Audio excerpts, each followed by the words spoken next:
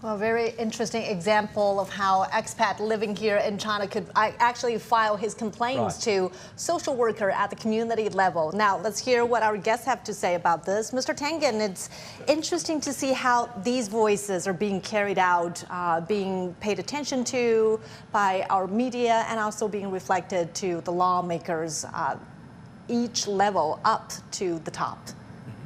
Well, yeah, it's part of the process, and unfortunately, there's, as Tom was indicating, there's a lot of misinformation. But part of that is, China has to accept responsibility. You have the best story, probably in history, in terms of economics and numbers, and sometimes you spend too much time reacting to what other people are saying. And there's no point. There's always going to be detractors, people who don't see China for what it is. That's their problem. But China should be proceeding with confidence, and these are the kind of voices that you should be looking at. I mean, there's nowhere in the U.S. where you have the mayor's hotline, where somebody's barking, their dog is things, I've called people, nothing's happening. I called the mayor, guess what? They have a 98% resolution time within less than a week. Right? Action happens. Somebody's going to show up and they're going to make sure that it's resolved. It's not going to be heavy-handed. It's not going to be a bunch of ICE agents showing up and barging down the door. What you're going to do is somebody from the community, you're going to stop by and say, how do we resolve this? Okay?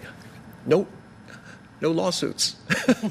just getting things done. And, in terms of comment, China is one of the few areas where they hold regular comment sections on proposed law throughout China. In the U.S., you have to go to Congress. That means you have to be, have a lot of money or some interest or somebody backing you. Or it could happen through your legislator if you're represented, if they choose to do it. But in China, it is mandatory. They talked about the third reading of the law. It's not that they just read it. They read it, there's comments, there are public comments, they come back, they refine.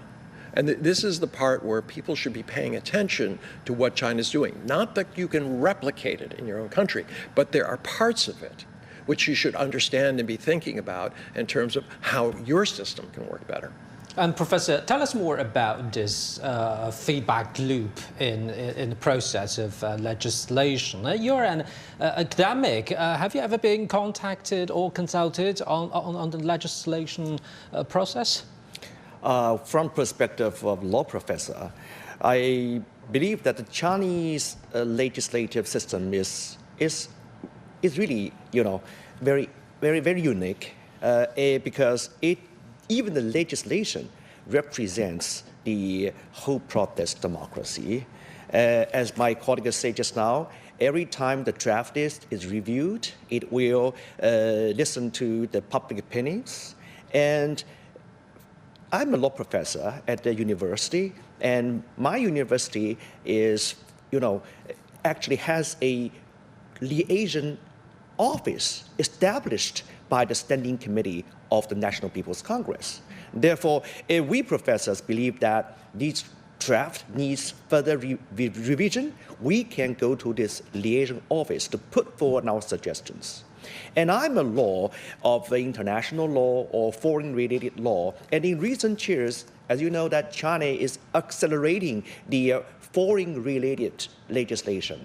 And I therefore have a number of opportunities to be invited by the Chinese legislatures to participate in the legislative work. And we will provide our academic suggestions and comments to improve the draft. And I'm very, very happy and I think fortunate that I find that some of my suggestions have been incorporated into the Chinese legislation. So in this way, I should say that the Chinese legislation is unique. It is full of the Chinese characteristics. Very impressive first-hand experience. Now, gentlemen, let's get more updates from the second plenary meeting of this year's NPC session. Ying Yong, Procurator General of the Supreme People's Procuratorate, delivered a work report of the top procuratorate. It says that in the past year, procuratorial organs severely cracked down on serious violent crimes, prosecuting 54,000 people for crimes including intentional homicide, robbery and kidnapping.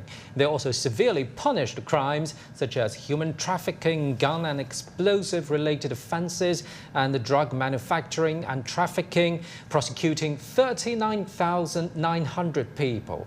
They approved the prosecution of 380 murderers whose cases occurred more than 20 years ago. They also continued to implement the guidelines on handling criminal cases of drunk driving. The number of nationwide fatal traffic accidents involving drunk driving dropped by 13.8% year-on-year. That's right, and the Supreme People's Court President Zhang Jun has just delivered a work report at the second plenary meeting of this year's NPC session. The report says over the past year, Chinese courts intensified efforts to root out organized crimes. They also cracked down on criminal gangs tied to clans and family networks in rural areas, as well as those who protect them. Last year, Chinese courts concluded trials in about 46,000 serious violent criminal cases, down by over 7% from the year before.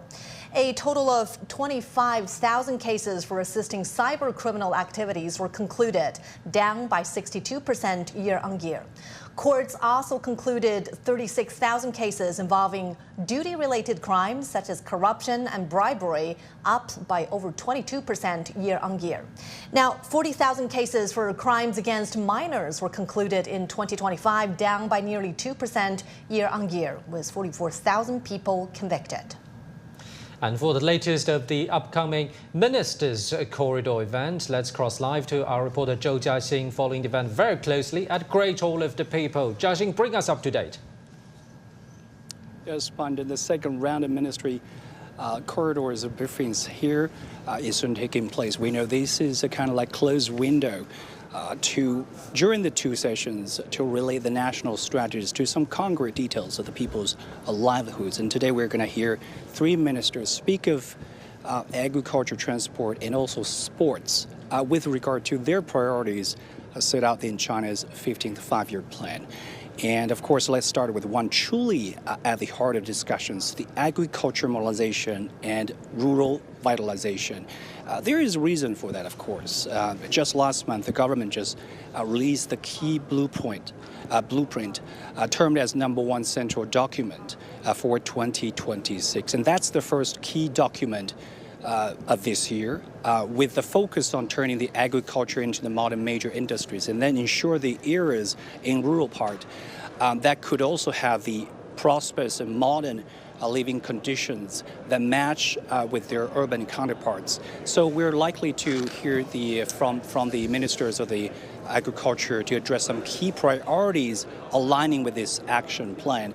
The first would be the food security. We know that China is pursuing the high quality development now, so its goal is not only about quantity but also quality and resilience, and that means investing more high standard farmland, also protecting the black soil and then driving technological innovation from better seeds to smarter machineries. And second would be the rural villages. We know that it's all about prices and incomes, right, for the farmers. So all the government will task to try to ensure that stabilizing those prices for the agricultural products and also boosting the local distinctive agriculture and e-commerce to try to secure the jobs. In other words, try to bring those industrial chain and value-added chain closer to their homes. The last one would be about the livable and workable beautiful villages. And that also asks the government to try to improve the infrastructure, public services, and also the living conditions to make sure that the countryside areas could also not be just not sustainable, but also generating sustainable and attractive. And at the same time, we'll hear two other ministers to highlight some Chinese government's plans. Of course, we are going to expect from the Minister of Transport to highlight the progress of the national transport network and how technology will just make our travel easier smarter and greener. And of course, the head of the General Administration of Sport is likely to address the Healthy China initiative to boosting the access to the fitness facilities, also nurturing the next generation of athletes. So we are going to hear some more details from the ministers to address how the Chinese government plans to make these visions into reality later. Back to you. Thank you very much, our reporter Zhou Jiaxing, and a great all of the people in central Beijing. So different topics will be addressed by these ministers. And as we anticipate for that event to happen, let's also hear from our guests here in the studio, Professor Ho and Mr. Einar Tengen. While our lawmakers are contributing to China's legal development, it's also interesting to see that China actually has in place a deputies law. And one of the aim is to enhance these lawmakers, the deputies, to perform their duties. And they're actually being assisted so that they would have a closer ties with the people. Your thoughts on this? Why is it effective? Why is it necessary for the deputies? For deputies, I think that deputies exercise their functions, represents their local people, and I think we need a law to regulate the process, how these deputies will listen to these opinions and the advice from the people that represent it, and how they can deliver their proposals to the National People's Congress and the relevant the governmental department. So this kind of deputies law will make the Chinese People's Congress work in a more legal way or more predictable way. So I think that also reflects that China is building a socialist country on the rule of law. Well, Ms. Tengen, help us understand China's foreign-related legislation, because last year we saw the revised foreign trade law, and what more legislation are you expecting as a China observer? Well, China's integrating into the world. I mean, you start looking at 130 plus countries where it has trade relations and things like that. And these have to be carefully monitored. You're entering into RCEP. This is the Regional Comprehensive Economic Partnership. You're trying to open up business and society, both, for a better understanding and also for mutual benefit. So that has to be harmonized, so they're taking a very active stance on that. But I want to add something to what my colleague said. All right, in the very beginning, deputies were representing the people. The issues were about sustenance. I mean, literally, I need food, water, things like this. I need electricity.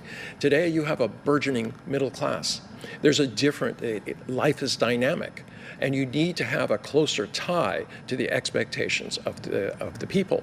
So this is where you're seeing it. It's moving beyond a kind of a paternalistic status role of being a deputy. It's a big honor and things like that, to being an integral part of the system where you have specific required responsibilities to connect directly. And that goes back to your original question, one of your earlier questions, about extending the laws and reforming them at the local level, really down to the village units, all the way to municipalities. Community level in urban areas? Yeah, and like in urban areas as well. The whole point is China's trying to grow together as one unit, not leaving some behind and others going ahead periodically. Now, there are always adjustment periods. The east of China along the coast developed very, very rapidly, all right? And now they're pushing development to the west. And this is an example of a whole people's process democracy where you're literally considering everything and then harmonizing it. If you weren't harmonizing this, you just have separate things going in different directions. That's why my colleague talked about the importance of a code and how essential that is to understanding and impressing upon people in China and outside that China considers these things in a different way in terms of importance. If you want to live longer, you need a better environment, you need a better healthcare system and all these things. You mentioned China being growing into one unit. That's important, and I think coordination is much needed here as the country become more integrated and more connected from different locations and across different sectors. That's right. And now let's get more vibe on China's efforts to ensure this massive country's food security. CGTN Xia Ruixue travels to Henan province, China's bread basket, where scientists are transforming policy priorities into tangible harvests, ensuring that Chinese grain is grown from Chinese seeds. Let's take a look. At first glance, the work seems simple, even ordinary. In an experimental field in central China's Henan province, Professor Ru Zhengang and his students plant wheat seeds by hand, row by row, ridge by ridge. But this field is far from ordinary. For more than 4 decades, Ru has treated plots like this as living laboratories, where new wheat varieties are tested, selected, and refined. Each seed planted here has the potential to shape future harvests. A seed must be tested in real natural conditions, under both favorable and challenging environments. Only if it performs well can it be considered a truly good variety. Ru is part of a nationwide push to strengthen China's seed industry chips, which are strategically vital seeds for high-tech innovations crucial for food security. In the last 5 years, his team introduced varieties such as Bainong 4199 and Cheng'an 211, known for their high yields, rich flavor, and resistance to both disease and lodging. Our country places great importance on the development of the seed industry. These policy supports have been crucial to our work. At the National Biobreeding Industry Innovation Center in Xinxiang, young researchers move with purpose among state-of-the-art workstations. High-tech plant CT scanners capture every detail of a seed, from wheat furrows and embryo shapes to peanut shell textures, in seconds. We have 33 solar greenhouses dedicated to year-round breeding of high-end vegetable varieties and a 2,400 square meter intelligent greenhouse that enables experiments to run throughout the year. Today, over 95% of China's crop varieties are independently bred. The country has completed a nationwide survey of its agricultural germplasm, preserving 580,000 crop samples, 1.4 million livestock and poultry samples, and 140,000 aquatic species, the largest collection of its kind in the world. This year, during a field research in Henan, I found that domestically produced strong gluten wheat can now meet around 70%, more than 2/3 of domestic demand, nearly double the levels seen in previous years. At the 4th plenary session of the 20th CPC Central Committee in October, recommendations for the plan highlighted 4 priorities in agriculture for the first time: technology-driven farming, green production, quality improvement, and brand building, marking a major strategic upgrade from previous plans. From the lab to the farm, China's seed innovation is redefining the nation's path towards agricultural modernization. Over the next 5 years, scientists say that humble wheat seed will continue to be the foundation, carrying both technology and hope for the future. Xia Ruixue, CGTN, Xinxiang, Henan Province. And now let's have one quick question to our guests before we could begin the Minister's Corridor as the ongoing NPC session. So the self-reliance on agricultural products, especially the seeds, has become a core technology. Why is it important for agriculture to become part of the strategic consideration behind the China strategy? Well, there's historical reasons. When you don't take care of the people and you have a famine, governments change, at least in China. And there's also, you don't want to be held hostage to your food sources. And there is also, and there's another part to that, there was a big push especially by the United States, for GMO. These are seeds that only you have to keep buying them. And China said, no, we don't want that. We'll develop our own seeds and we'll have a variety so we're not at the mercy of somebody else. Your thoughts on this, Professor? China has 1.4 billion people, and so food security is vital to the stability and development of country. For a country like China with huge population, we cannot expect that our food depended on importations. So seed industry is very important to the food industry. So in this way, I believe that it's important to integrate the seed industry into the Chinese strategic plan. And Professor, let me follow up on that. Let's expand scope a little bit. Tell us the legal framework that's supporting China's agricultural modernization nowadays. Chinese law has different levels. At the national legislative level, Standing Committee of NPC enacted a various of laws as a national legislation.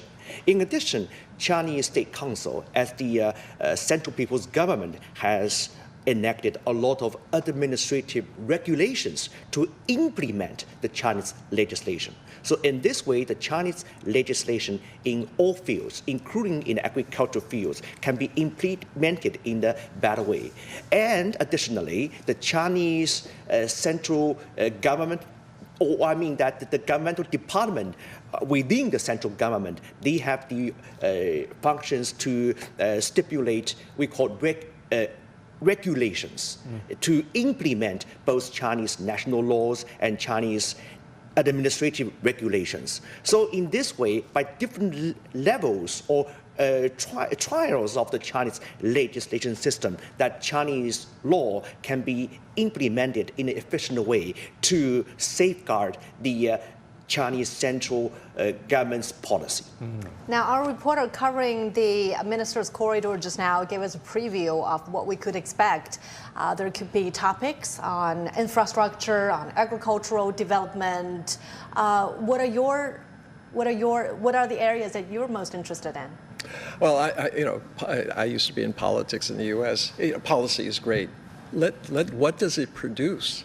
You start talking about security laws. You want to understand what it produces? It produces a country that has, the number of... And let's go from expectations to reality and cross live to the minister's corridor in a great hall of people.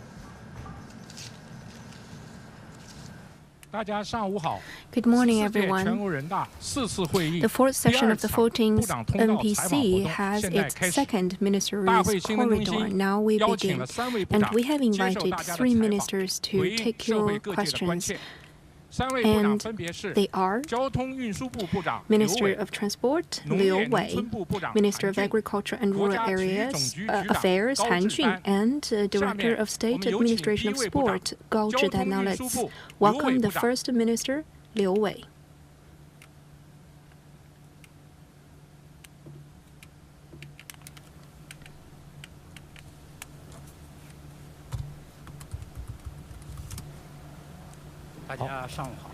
Good morning, everyone. Now the floor is open. Thank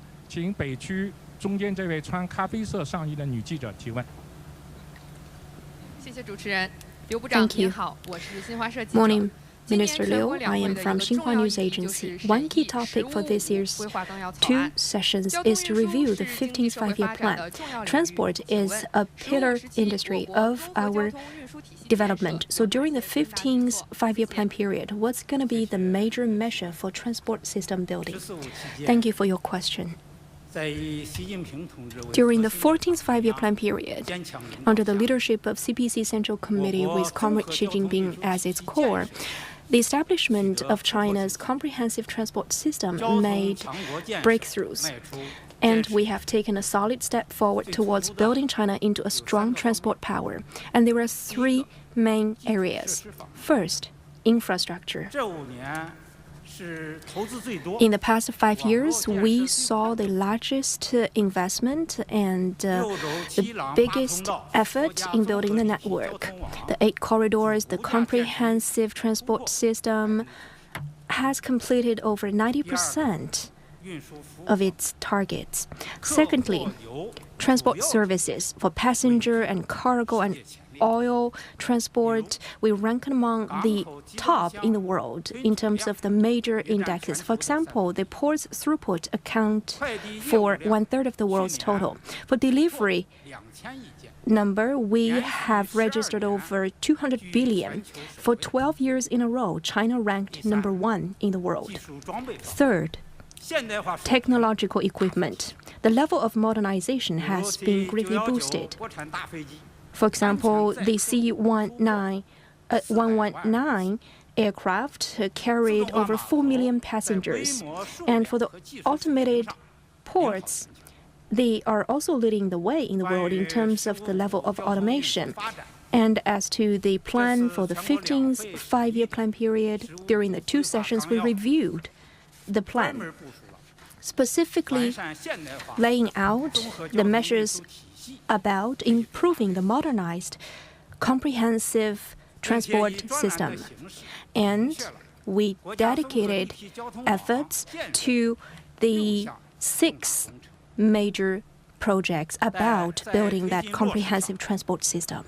As to implementation, the most significant measure is about one network and 4 measures. The one network refers to the establishment of a high-quality national comprehensive transport system. In details, for one thing, we must be committed to increasing the increment. Especially, we must further raise the 90% of the main framework to over 95% of completion and coverage. And for another, we must improve the stock volume, especially for those long-serving, low-quality transport infrastructure with less level of safety. We must upgrade them. As to the 4 priorities, we must highlight integration and safety level, the improvement of intelligence level, and green development.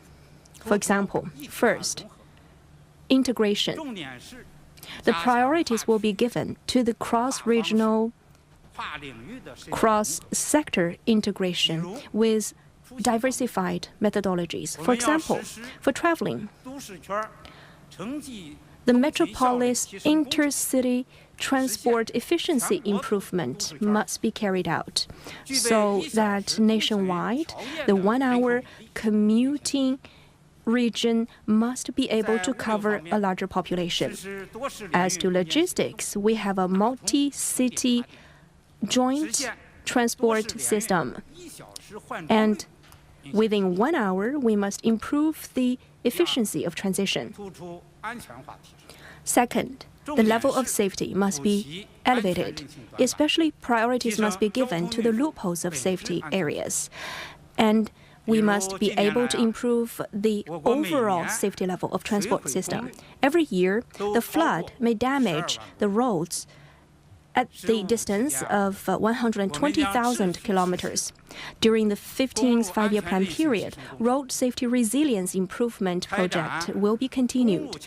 We will carry out the road and bridge safety operation improvement plan so that all the bridges, the roads will have dynamic development while ensuring safety. Third, digitalization and intelligence improvement. The key will be about implementing the AI Plus campaign and the development of intelligent transport. In the next 5 years, we will take comprehensive measures to implement AI Plus road inspection scenarios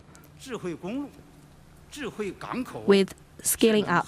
For the intelligent ports, intelligent navigation, we will try to improve the intelligence level. Fourth, green development and transition.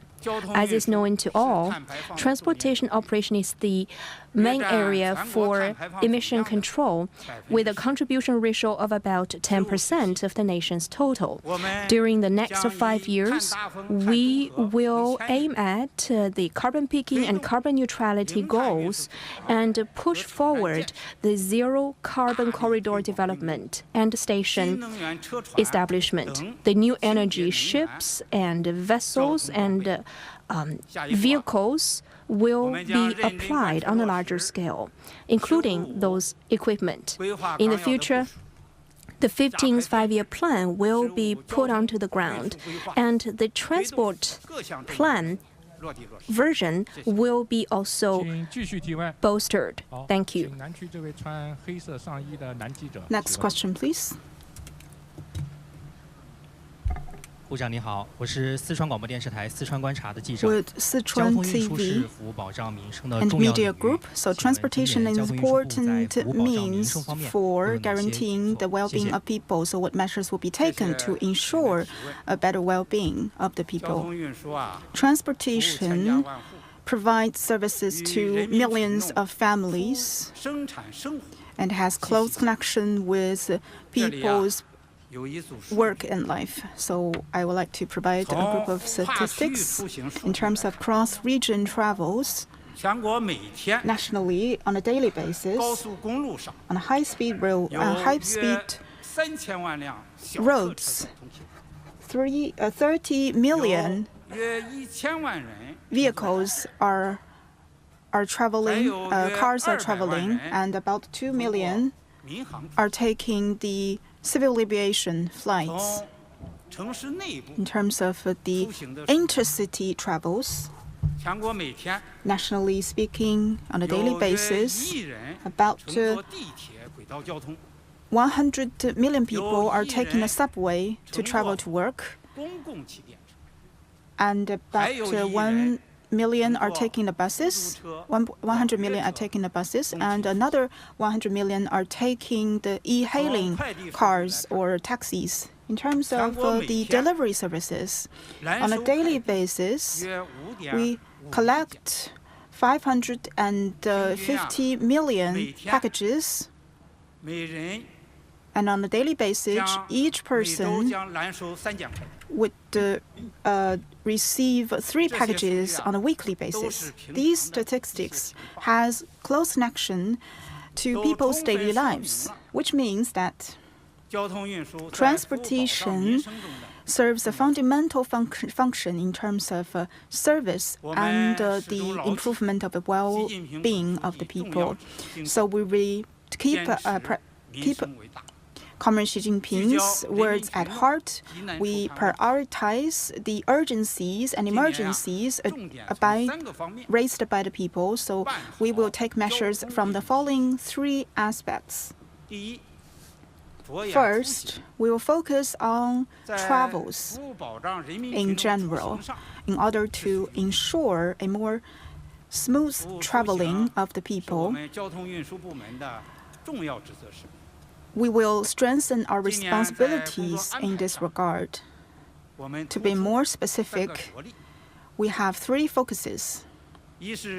First, we will focus on building of a service platform to facilitate travels. We have cultivated this express trains to the scenic spots and also express flights across the regions. And also we will optimize the system for passenger vehicles leasing. Second, we will strengthen the connection services for transport so as to facilitate travels. We need to leverage our comprehensive advantages in transport, especially the connection between flights and trains and roads and airport. So in the future, we will have more one-time service that can provide the passengers with multiple flights or travel times. And 3, we will prioritize the travels during special time, such as holidays and vacations, with very big volume of passengers. That is especially the Spring Festival, the Labor Day, as well as the national holidays. So the numbers of passengers were usually double compared to the average level. We could see that the numbers of passengers travel through the high-speed railway as well as the roads will increase by a large margin during these special holidays.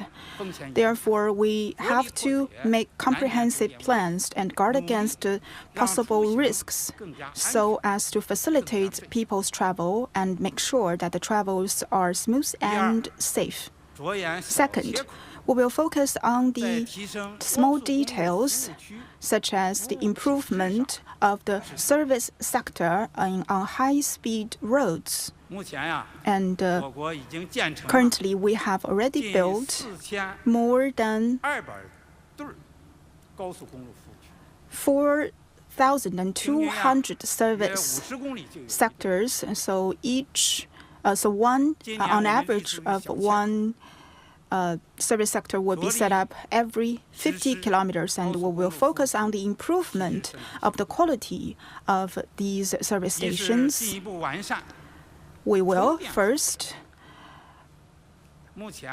improve the e-charging station services, and now the rate of coverage has already reached 98.8%.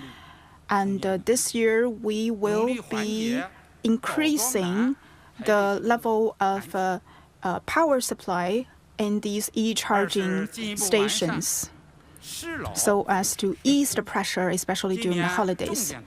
Second, we will also be renovating the toilets of the service areas so that more aging population can have access to stalls, to And third, we will also be providing better services to the truck drivers and also the drivers of the large lorries. We have been building the better service sector to the truck drivers and lorry drivers and provide free services such as bathing, dining, and resting. So we call this service the homes of the truck drivers.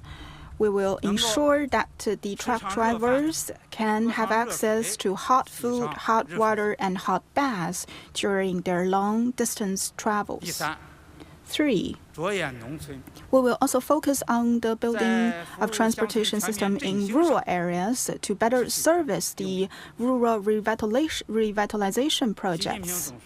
According to the instructions of General Secretary Xi Jinping, the rural work and the building of infrastructure is very important. Since the 18th National Congress, we have already allocated more than 550 million yuan that can, in terms of transportation infrastructure, to benefit more than 500 million farmers. So the roads at the rural areas become roads of happiness and prosperity in the rural areas. During the 15th five-year plan, we will continue our efforts into promoting high-quality development in the rural areas. And we will focus more on the building and maintenance as well as operation of the rural roads and transport, and so as to increase the level of integration in the rural areas. Thank you. Now let's invite Minister Han Jun of Agriculture and Rural Affairs.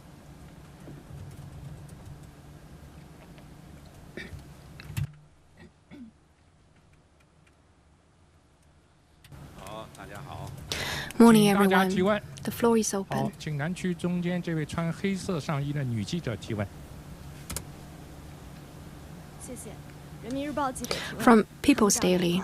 Morning, Minister Han. This year, the government work report proposed that we must work unswervingly on the grain output, and according to the plan, we must improve the quality of food production and the efficiency. So how would your ministry act on that proposal? Thank you for the question. The country's development relies on the people's livelihood, and people feed themselves on food. For a large country with 1.4 billion population, the food security issue has remained top priority of national governance. According to President Xi, we must always hold the food security in our own hands in China. And especially we must rely on our independent food production because food security matters to the rights of survival. It matters to the national security. That's why this is an eternal topic. At any time, we must never slack on that target. And we must take the initiative of ensuring food security. After years of efforts, for the main agricultural products, including the grains, China has elevated its level of guarantee and supply. Last year, we had a bumper year with a total output of 1.43 trillion jin. For 2 years in a row, we have registered a number of above 1.4 trillion. Per capita output was above 500 kilograms, above the world's average. In addition to the grains, meat, eggs, fruits, vegetables, and milk had abundant supply as well. For your information, last year, meat output exceeded 100 million for the first time. It's about 72 jin per capita, also above the world's average. For eggs, we registered an output of 34.98 million tons, with per capita of 24 jin, also exceeding the level of that of developed nations. For water products, the total output was 76.57 million tons, with per capita ownership of 47, exceeding the world's average. For milk, per capita ownership was about 1/3 of the world's average. Last year, for fruits, we registered an output of 800 million tons. And for the total output, China ranked among the top in the world in the above-mentioned indicators. So it is fair to say that we have abundant supply of food, especially agricultural products, with a large number of varieties in the market. In any season, you can access those different varieties in the market. Due to extreme weather conditions that happened frequently in the past several years, why could we ensure food supply?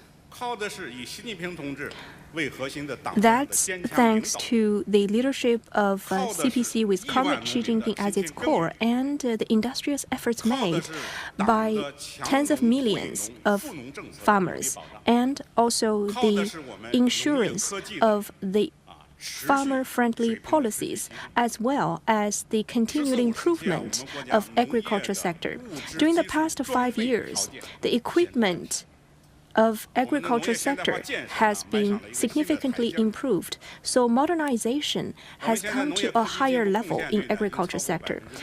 Technology contribution in agriculture sector was 64% and covering 96% of the total varieties of agricultural products. And machinery level was 76.7%. So we basically have realized mechanization. And as to intelligence level improvement and the digitalization transformation, we are also progressing. Different types of intelligent equipment are playing their roles in agriculture. Last year, for the UAVs, we adopted over 300,000 of UAVs in agriculture, ranking number 1 in the world, covering 460 million mu of arable land. For the irrigation robots, AI and laser-oriented mowers, we are also trying to apply them in agriculture sector. We have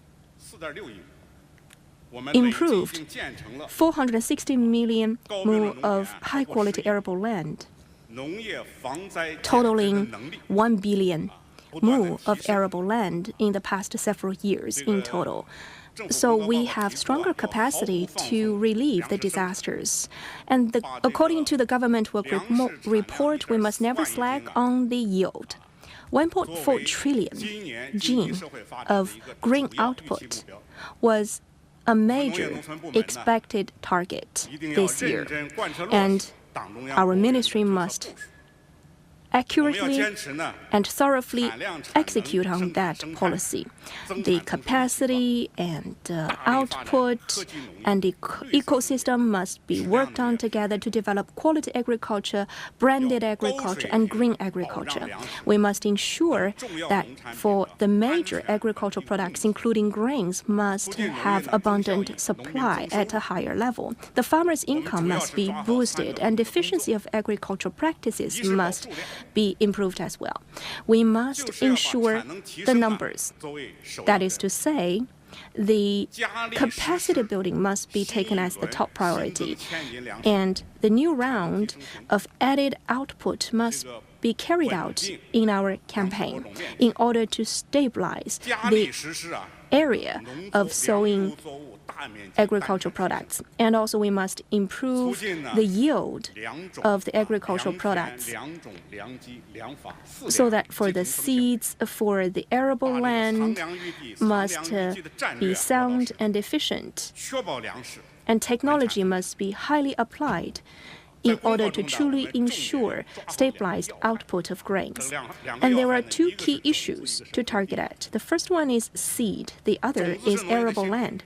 Seed is like the chip in agriculture sector. On March the 5th, General Secretary Xi Jinping attended a review conference of Jiangsu delegation. He stressed that the seed industry is the most important thing for agriculture practitioners. After years of efforts, especially since 2021, we implemented the seed rejuvenation campaign. Now, the Chinese grains are mainly sowing the Chinese seeds for vegetables and aquatic products. Basically, we can ensure self-sufficiency. We are rooted in the Chinese varieties. For the Chinese agricultural products, we have set up such a seed library. We also studied the bumper ear big model for intelligent seeding, and the first smart seed breeding robot called the Jier was developed. We also have cultivated a group of high-yielding, disaster-proven varieties of seeds. And in the next step, we are going to implement that seed rejuvenation plan in order to make breakthroughs in the varieties of seeds so that we can be independent and the seed industry will be within our control and we can have efficient iteration of the seeds. That's how we get to the root of food security. And also, arable land is key. We must uphold that red line and avoid the non-agriculture utilization of arable land and pursue high-quality development of high-standard arable lands And the new round of black land protection project must be executed. And we must also try to manage the saline and alkali soil to improve the quality of those arable land. And secondly, we must ensure the quality of the arable land, especially moving towards green development and optimize the land. We must cultivate new varieties and actively apply those green technologies, improve the processing level, and introduce stringent quality control mechanisms so that our land protection system will be resilient and adaptable. With the improvement of people's livelihood, they need more than sufficient food, but rather high quality and healthy food instead. So the work of agriculture must transition from just improving output to highlighting both varieties and quality. So we must improve the quality of agricultural products, especially those featured nutritious varieties. And we must be able to provide more tasteful and more nutritious agricultural products. And also marketing is important for those agricultural products. In the past, most of those agricultural products were just sold on the streets by the peddlers, and many of those agricultural products have never been processed, always just a very rough and simple processing before entering into the market. So they couldn't be sold at a high price. But now this has changed. Many optimized agricultural products could be reprocessed and packaged and utilize the power of e-commerce platforms to go out of the villages. And they are sold out online. So to improve the efficiency and quality of agriculture, must also work on the processing level of those agricultural products. We must have a categorized and a tiered assessment system of those agricultural products. And also for the cold chain transport in the logistics sector must be improved as well.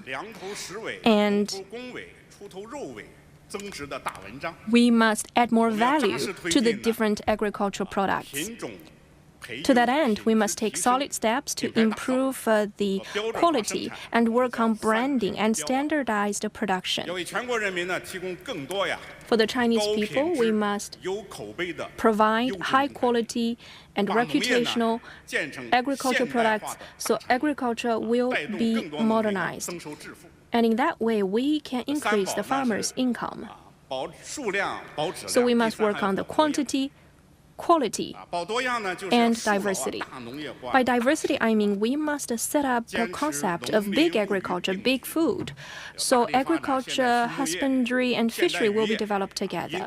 They must be modernized and customized. And we must develop forestry economy to scale it up. We must set up such a diversified food supply system to meet by diversified demand of the Chinese people. After all, their demands are differentiated.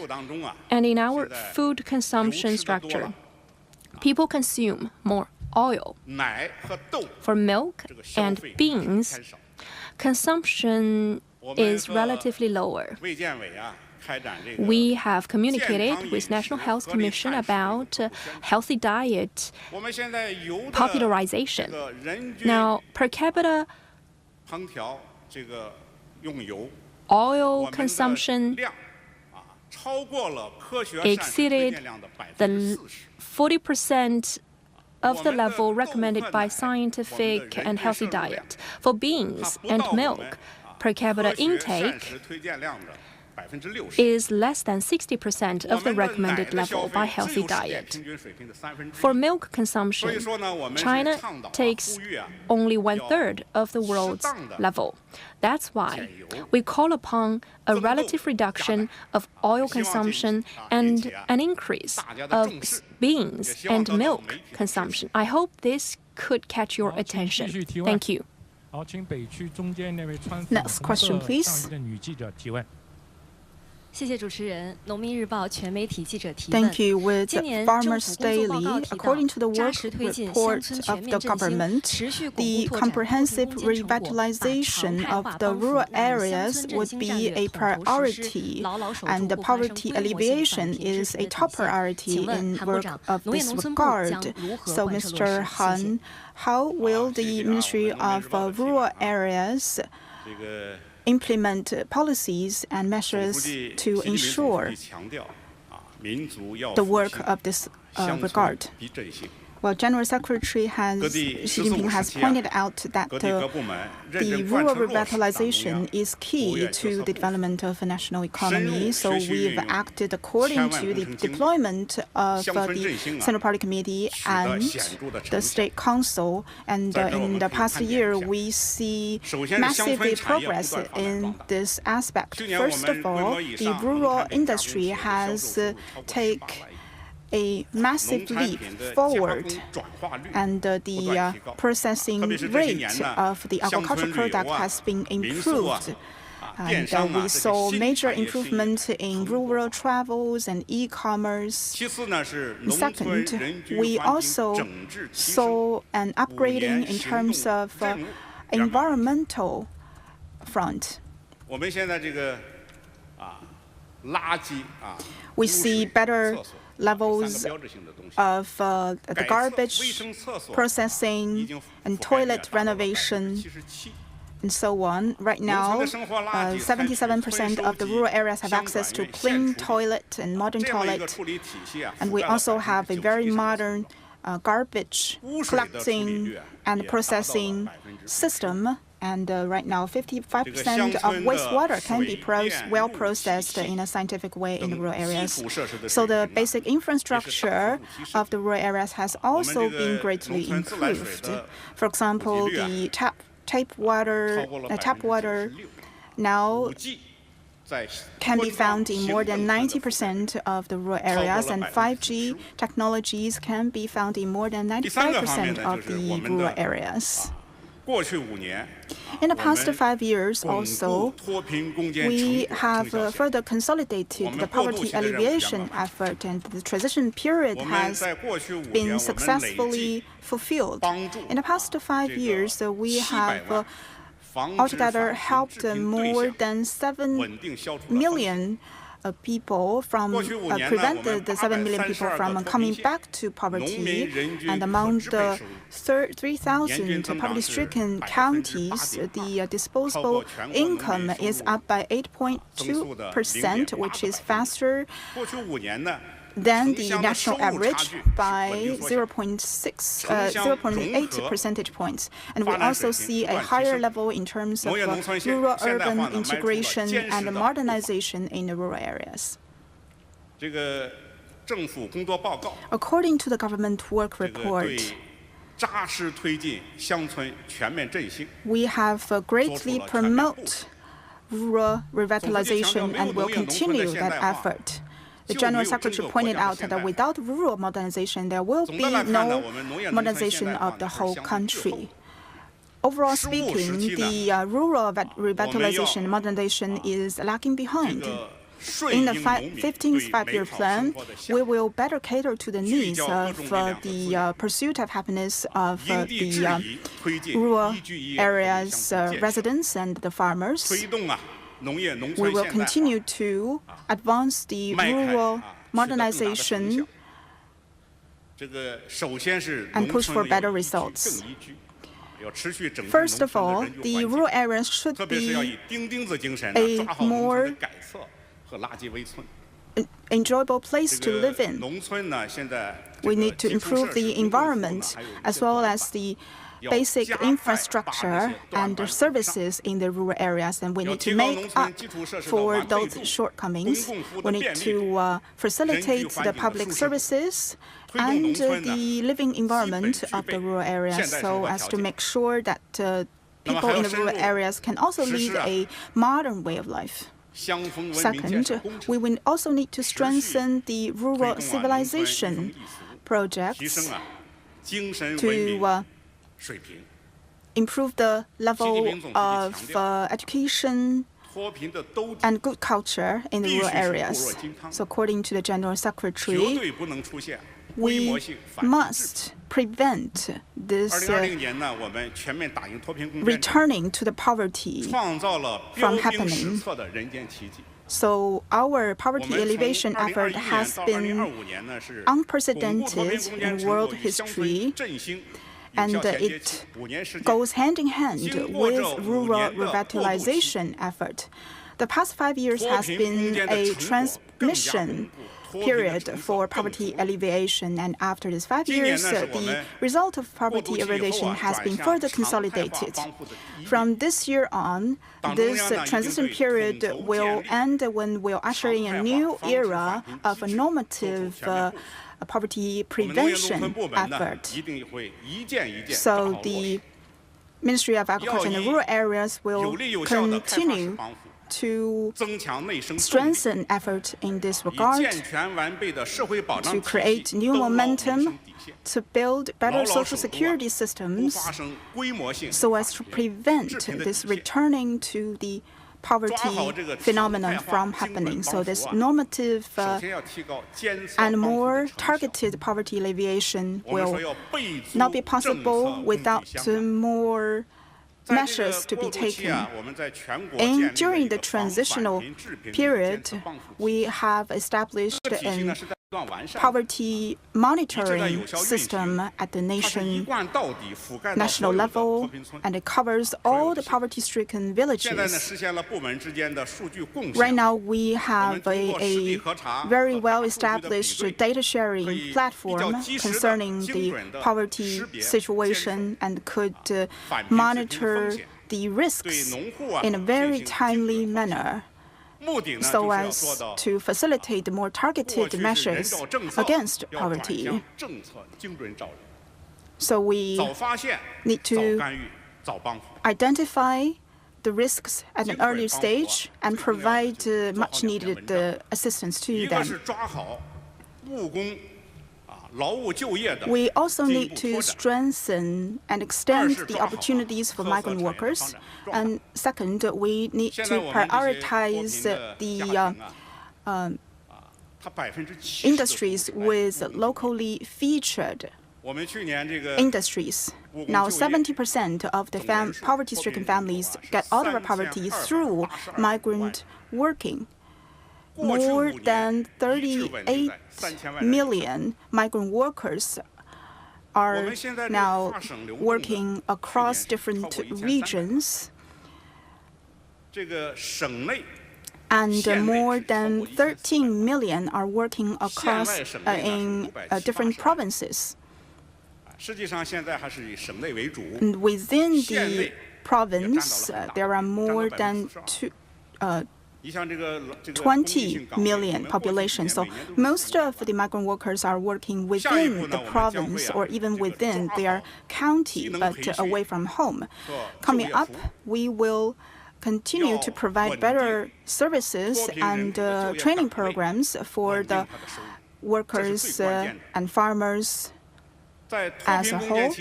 During the poverty alleviation effort, we have also developed a lot of special projects with a specific purpose to lift people out of poverty.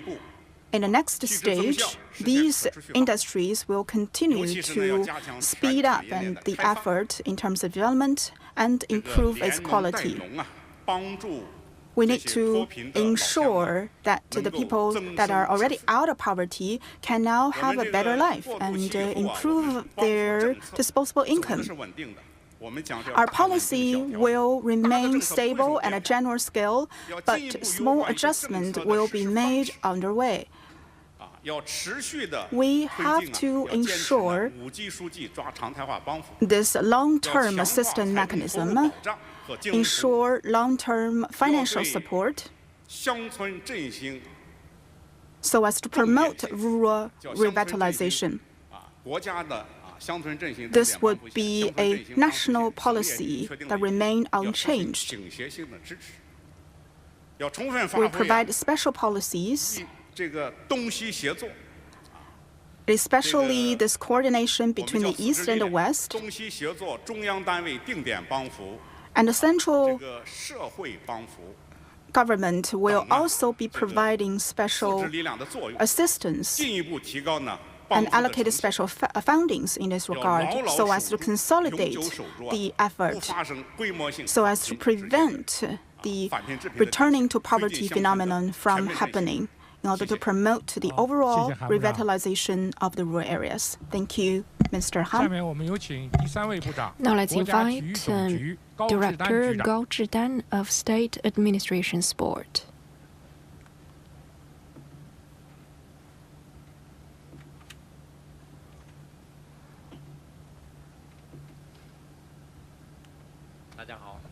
Hello, everyone.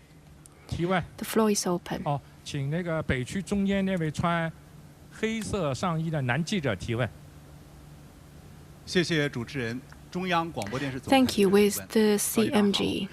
Morning, Director Gao. During the 14th five-year plan, Chinese sports sector had exhibited highlights. And this year, the China team also broke a historical record in the Winter Games, getting the 15th five-year plan period off to a good start. What will be the new measures for the sports sector in China in the future? Thank you for your interest in sports. During the Milan Winter Games, Team China participated with high level of unity and solidarity on behalf of the Chinese people and with the high expectations from China. And since the Paris Games,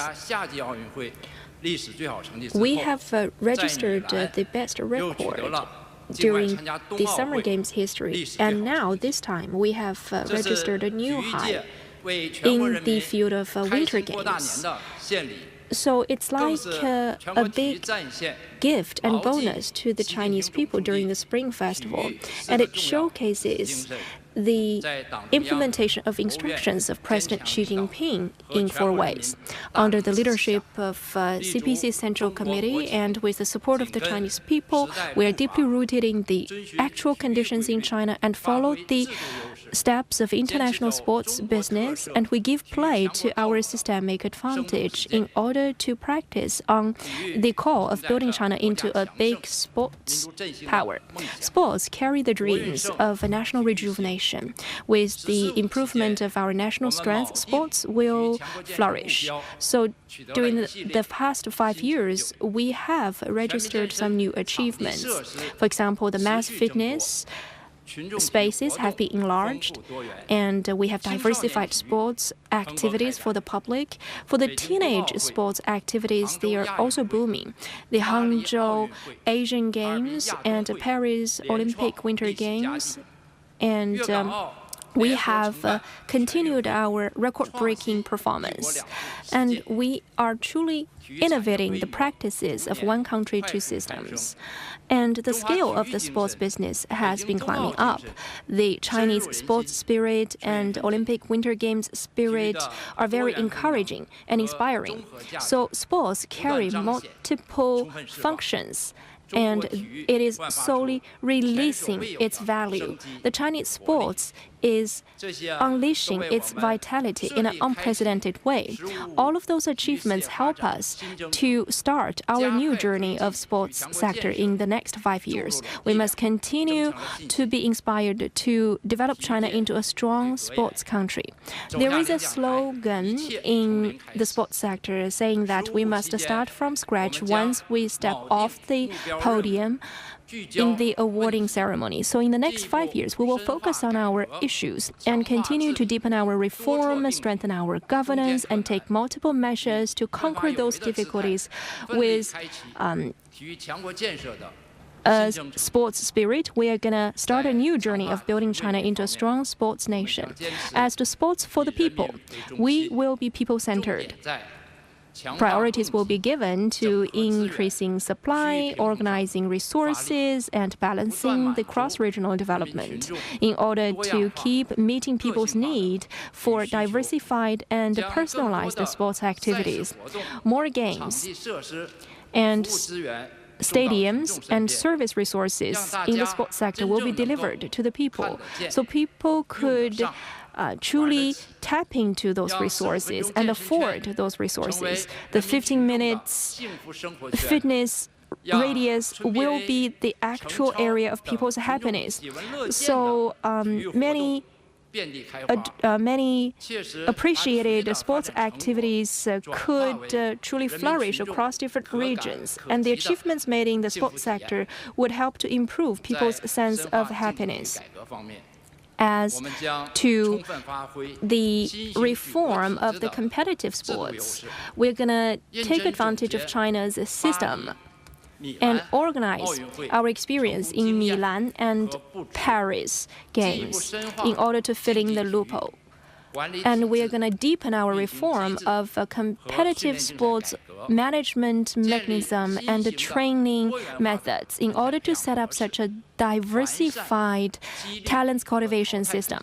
We are going to improve the phase-out and incentive systems so as to improve our international competitiveness.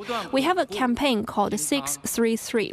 We're going to cement our position in the badminton and diving and gymnastics and weightlifting events, and continue to develop track and field, swimming, and the water sports. So, in those ways, we're also going to work on the 3 ball games, including basketball and volleyball and tennis. We're going to cement our foundation and make breakthroughs in the future Olympic Games in Los Angeles. And in that way, we are going to pave the way for the building of China into a sports power.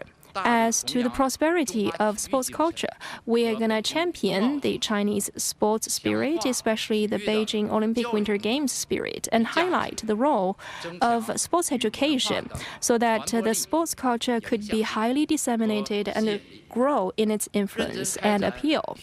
We are going to take measures to improve the atmosphere in the sports sector by solving those phenomenon. And during the competition time, we're going to have stringent discipline in our management system. So with highly efficient governance, we're going to ensure high-quality sports development. We are also going to tap into the potential of the sports industry by optimizing industrial structure, completing industrial chain, and cultivating the industry-specific talents so that the dynamism of the industry could boost sports consumption. In the journey of building China into a strong sports power, every individual could be a witness and a participant. And by joining our hands together, we are going to co-build such a strong power. Thank you. Next question, please. 谢谢主持人。局长您好，山东广播电视台、省电新闻、山东国际传播中心记者提问。近年来，人民群众参与体育运动的热情越来越高，体育消费呢成为生活新风尚，体育产业啊也成为我国经济社会发展的新动能。所以想请问，体育总局在推动体育产业高质量发展方面有哪些重点举措？以及下一步的思路是什么呢？谢谢。 sport industry and what are our way forward? Thank you. As you mentioned, in recent years, we see an uprising in terms of people's participation in sports activities as well as sports consumption. In 2025, the percentage of people participating in sports have exceeded 38%. Mostly are at the age of 14 to 59, and their average consumption each year would be 2,500 each year. And we see a lot of hot and top activities, sports events such as the Jiangsu Football League, and we saw major potential in the development of sports industry. At the same time, we also see an increasing in the sports service industry and sports product industry. We see a steady growth in the sports manufacturing industry. In the 14th five-year plan, the scale of sport industry is up by 8.8% and 10.5% respectively. After the Beijing Winter Olympics, we see better results in terms of encouraging people to participate in winter sports. From 24 to 2025, the number of people participating in winter sports has exceeded 290 million. We see more people interested in the winter sports, winter traveling, as well as other winter activities.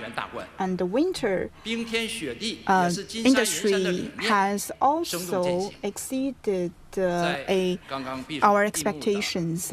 In the Milano Olympic Winter Games that has just concluded, we saw implementation of Chinese AI technologies being applied widely in the Winter Olympics, and the Chinese brands are providing gears and clothing to many NOCs in the Winter Games.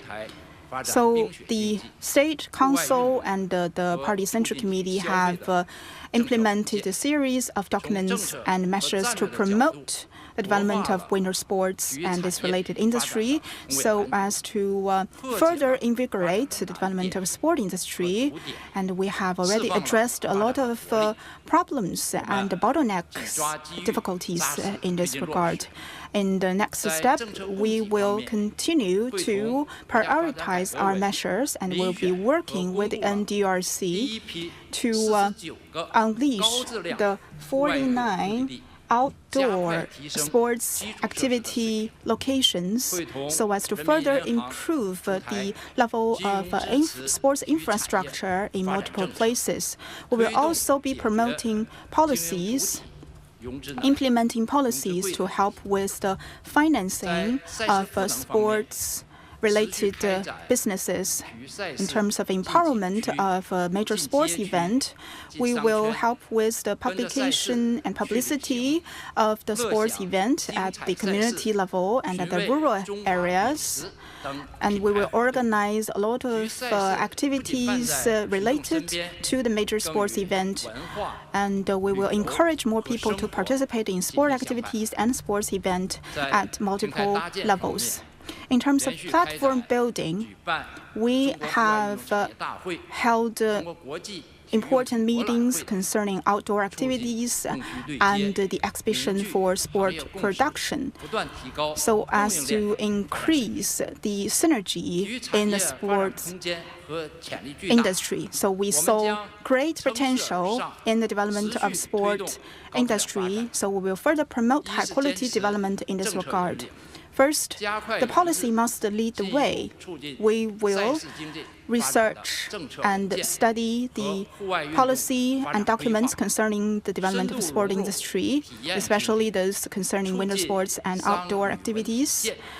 We will also be promoting the integration of the multiple industries with sport.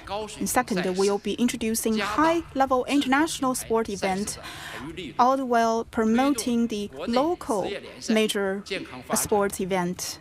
And their healthy development is key to the participation of young people as well as the collective sports participation.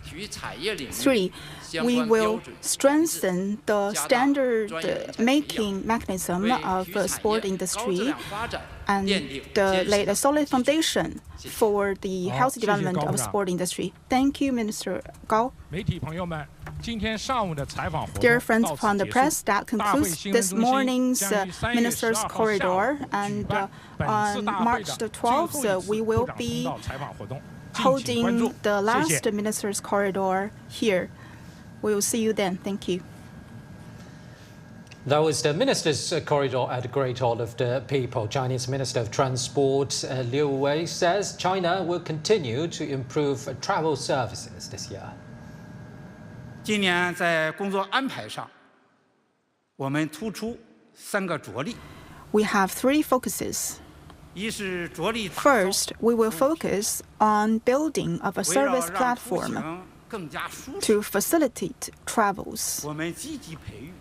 We have cultivated this express trains to the scenic spots and also express flights across the regions.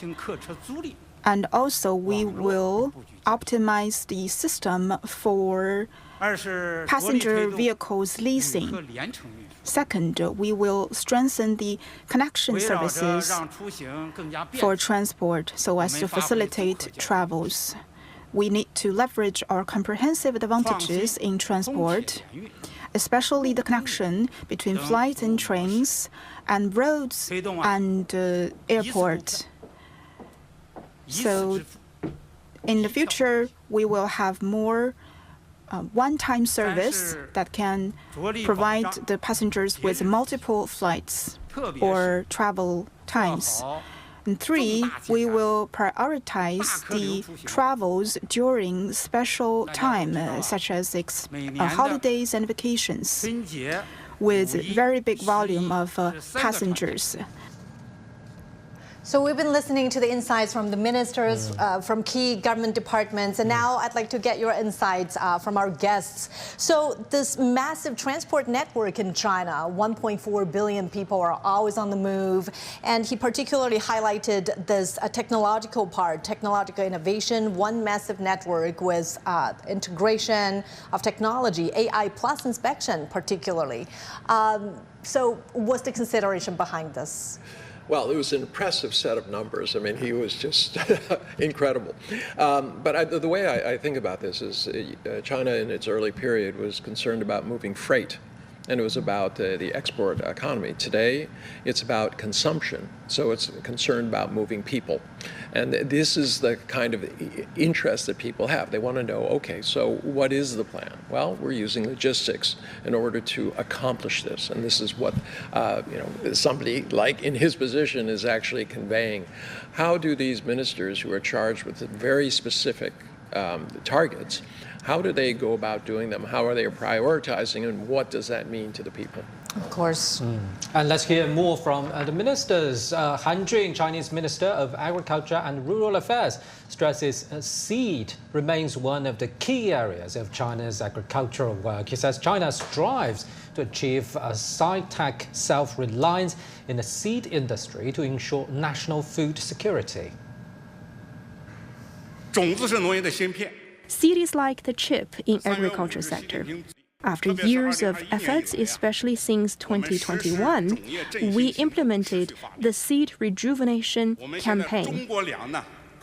Now, the Chinese grains are mainly sowing the Chinese seeds for vegetables and aquatic products. Basically, we can ensure self-sufficiency. We are rooted in the Chinese varieties. For the Chinese agricultural products, we have set up such a seed library. We also studied the bumper ear big model for intelligent seeding, and the first smart seed breeding robot called the Jier was developed. We also have cultivated a group of high-yielding, disaster-proven varieties of seeds.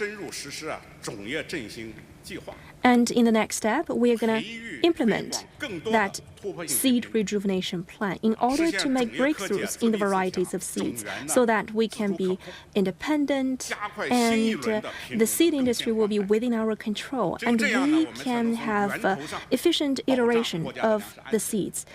That's how we get to the root of food security.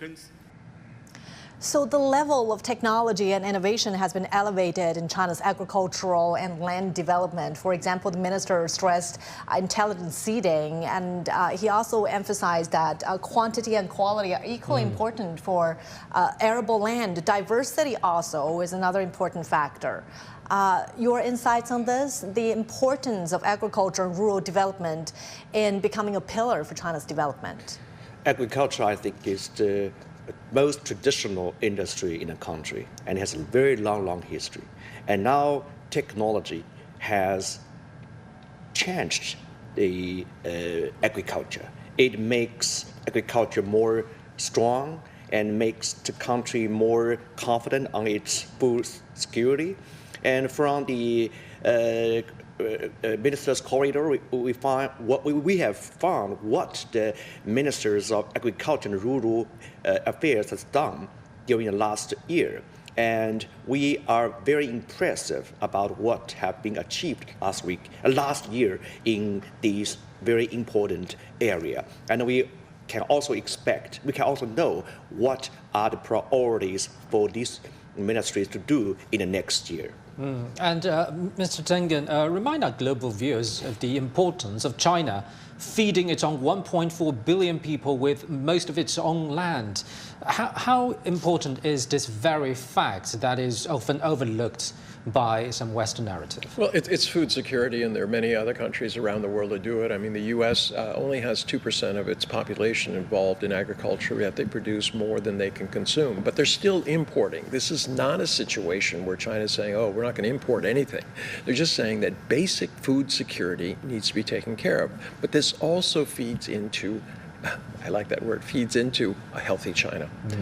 Because quite frankly, it's not just quantity, it's also about quality. And you talked about having a very resilient crops, a lot of diversity within those so that people can choose. And these are the key things. How do you relate the food, which is essential? If you don't have it, you die. So how do you relate that to these people-centered policies? And that really is encapsulated in that it's going to be quantity, quality, and variety, and we're going to make sure that China can be secure. And another big part of rural development is to solidify these achievements of poverty alleviation, because China really created miracles in terms of lifting 700 million of its people out of poverty. And now the key is to make sure that they don't slid back into poverty because of disaster, because of diseases. So there's going to be a complete social security network in this. This is absolutely essential. You cannot have a society, if you want to instill confidence and you want to build a consumption-based economy, people have to feel safe. Right now, you have 38% of the wealth just basically sitting in banks. It's not adding to the economy. It's producing a little bit of interest. Yes, the banks can lend it out and things like that. But there are other alternatives that can be more beneficial for those who invest, but also for the country itself. So when you start talking about how all of these things fit together, yes, it's one part of the same. You cannot have a society which says, oh, the urban people will do great. Well, farmers, who cares? No, they're essential, just like the ecology is essential to our health. And drawing these connections in a way that people can understand is not only a testament to what's happening in China, but it's also an example for the rest of the world. We live in a lifeboat. It's called the globe, and we have to recognize that. Thank you very much, Mr. Anya Tengen and Professor Hu Zhengxing there. Thank you. And Chinese lawmakers have deliberated the report of the NPC Standing Committee on the work of the overhaul of laws and the proposed handling of certain laws and decisions. It has been an eventful and insightful morning here in Beijing indeed, and we heard directly from the deputies of the National People's Congress, learning how the legislature has practiced the country's whole process people's democracy in its lawmaking procedures. And as we watch right there, 3 senior officials from key government departments also briefed the press, sharing how their teams have driven national development and highlighting their priorities moving forward. And that wraps up our special coverage on CGTN on Monday morning, and we'll continue to keep you updated on the 2 sessions here in the Chinese capital. I'm Pan Deng in Beijing. I'm Wang Mengmang. Stay tuned for Global Watch with Gesuri Manikam and Zhong Shi coming up next.